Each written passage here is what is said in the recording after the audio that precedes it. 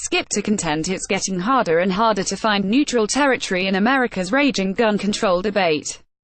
Just ask Delta Air Lines, a company that, you'd think, doesn't have anything to do with firearms. Over the last 2 weeks, the airline has been under pressure to take a position on guns by two of the most powerful forces in U.S. politics right now: the National Rifle Association, and the students of Marjory Stoneman Douglas High School. The story starts, as many gun control stories now do, with the students. After a gunman killed 17 people on Feb. 14 at their Parkland, FLA, school, the students turned their youthful energies toward reinvigorating the nation's gun control movement, which has long been powered by outraged survivors and victims' family members. The students have rallied widespread support among left-leaning Americans, and they have used their social media skills to unleash a public backlash that seeks to marginalize and isolate the NRA, which claims to have more than 5 million members. Feeling a political wind growing at the students' backs, and adopting tactics from recent social media campaigns, gun control advocates began pressuring prominent corporations to drop their discount deals for NRA members.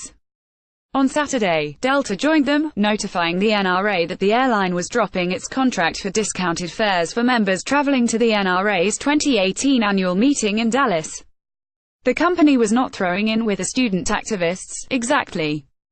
Facing growing public pressure, it was trying to find a middle ground and to extricate itself from a deteriorating situation as rapidly as possible. Delta's decision reflects the airline's neutral status in the current national debate over gun control amid recent school shootings, the company said in its statement. Out of respect for our customers and employees on both sides, Delta has taken this action to refrain from entering this debate and focus on its business. To make the point clear, Delta officials added Delta continues to support the Second Amendment. That's not your average corporate declaration. Imagine if Holiday Inn issued a statement affirming it supports the Sixth Amendment right to a speedy trial. If you have to say it, you're probably in trouble. To gun control supporters, it was good enough. To all companies who severed ties with the NRA, those personally affected by their influence on legislation, thank you, tweeted Emma Gonzalez, one of the most prominent Stoneman Douglas student activists.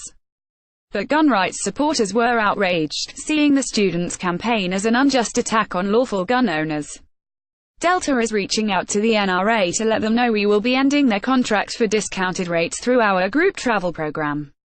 We will be requesting that the NRA remove our information from their website. Delta at Delta, February 24, 2018. I will kill any tax legislation that benefits at Delta unless the company changes its position and fully reinstates its relationship with the NRA.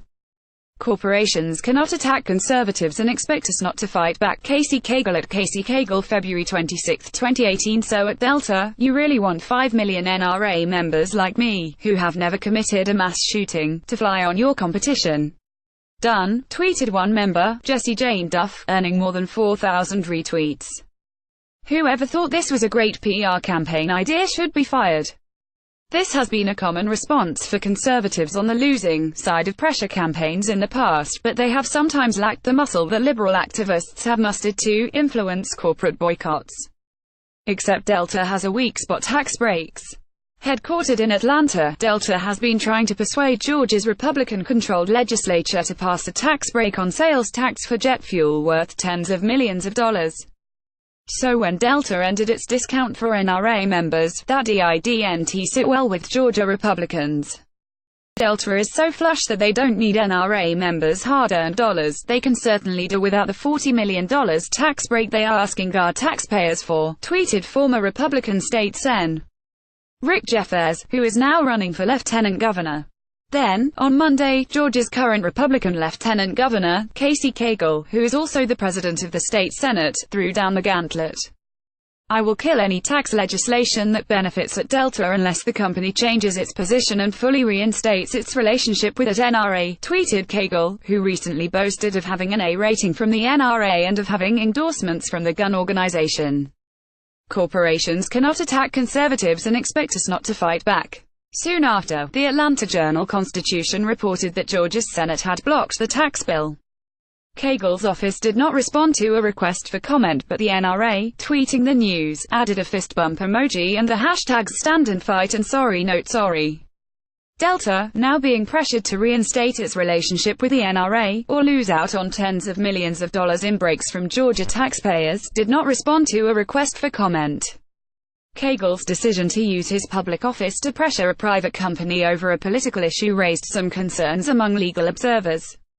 Of course, the government official has the right to free speech, UC Berkeley Law School Dean Erwin Chemerinsky wrote in an email.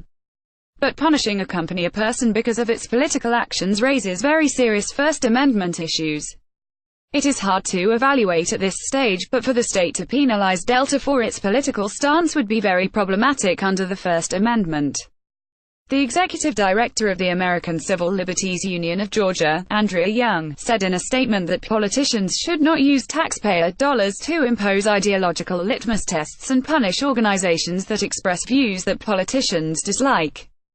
Young added Amazon should take note, a shot across the bow of officials hoping to woo the tech giant to Atlanta, one of Amazon's 20 finalists for its second headquarters.